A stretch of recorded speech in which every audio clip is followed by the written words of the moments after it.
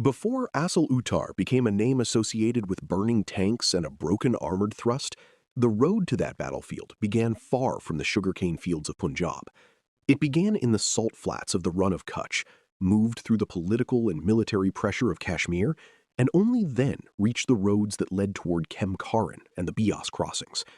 That matters because armored battles do not appear out of nowhere, as if tanks simply roll onto a map and decide history by themselves. The Battle of Asal Uttar stands out in the history of post-war armored warfare because it showed how a fast, confident armored plan could be defeated by terrain, timing, preparation, and combined arms. But the crisis that made such a plan possible had already been building for months. If you would like to move beyond the podcast, you can see my available books at militaryauthor.me. And at trackpads.com, you will find magazines and galleries with hundreds of thousands of photos and videos to explore. The Rann of Kutch was an unlikely place for the opening movement of a campaign that would eventually produce one of the most famous tank battles since the Second World War. It was a harsh frontier of salt-marsh, scrub, seasonal water, and difficult tracks near the Arabian Sea, where navigation and supply could be as troublesome as enemy fire. In the dry season, certain routes became passable enough for military movement, but the country was still awkward, exposed, and unforgiving. It was not the classic tank country of open European plains, or the more familiar canal-lined farmland of Punjab. Yet it was exactly the kind of borderland where patrols, posts, and disputed claims could test an opponent's nerve without immediately seeming to threaten a nation's heartland. The clashes in the Rann of Kutch during the first half of 1965 were limited compared with what followed, but they were not meaningless skirmishes. They involved regular forces, local outposts, artillery fire, and the gradual thickening of a frontier dispute into a military confrontation. Indian forces in the area were relatively thin, and some positions were held by police or paramilitary elements before the army presence expanded.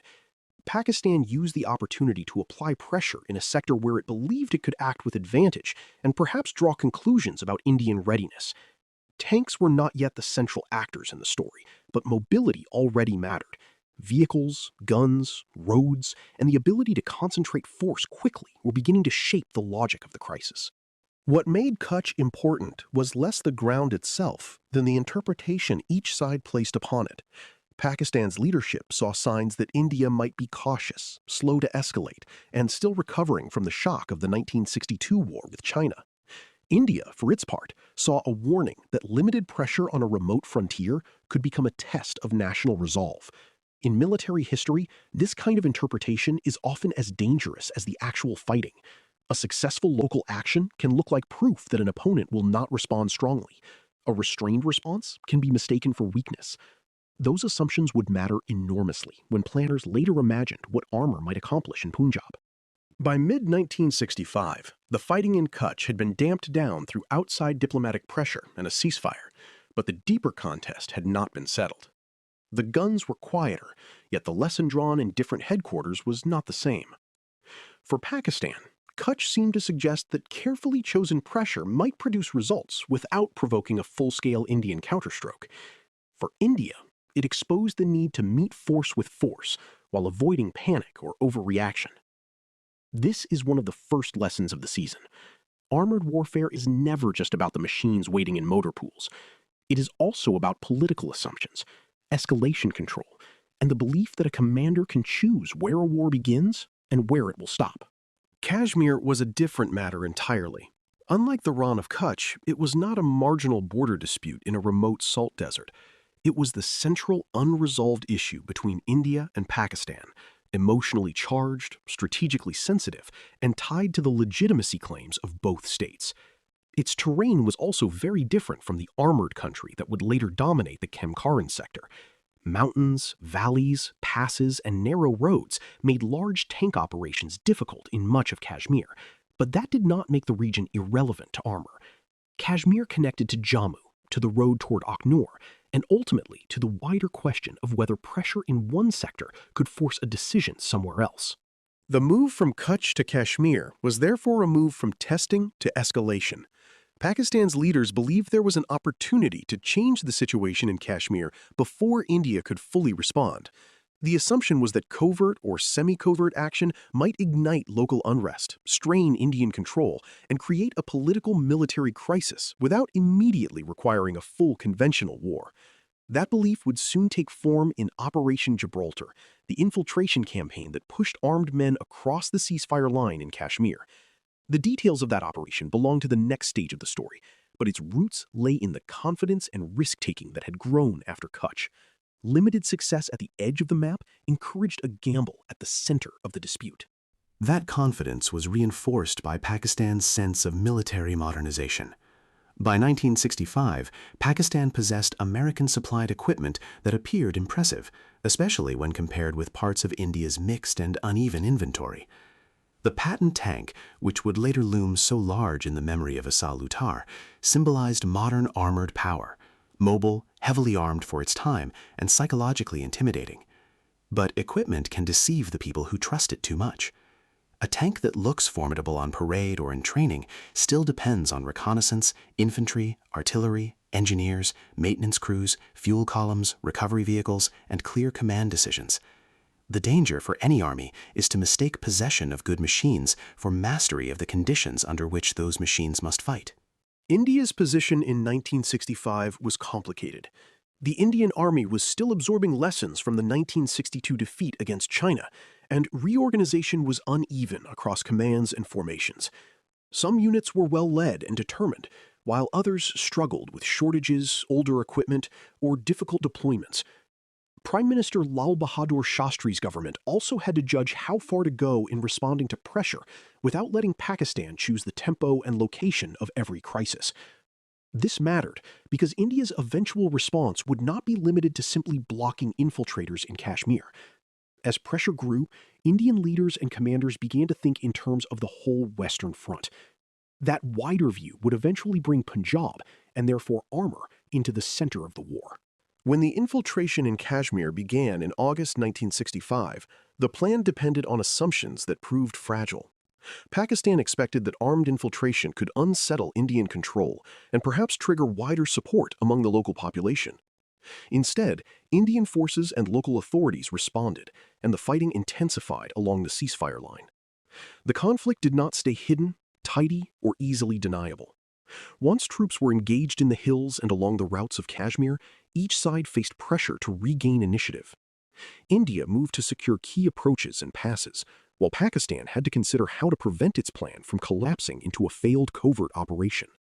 The military problem was widening, and widening problems are especially dangerous in a region where roads and axes of advance determine everything. The pressure around Kashmir soon pointed toward the next escalation, a conventional offensive aimed at changing the balance by force. The area around Chamb and Akhnor, southwest of the Kashmir Valley, was especially important because it connected mountain fighting to more open approaches. A blow there could threaten Indian communications and create a crisis larger than the infiltration campaign itself. For Pakistan, this offered a way to recover momentum.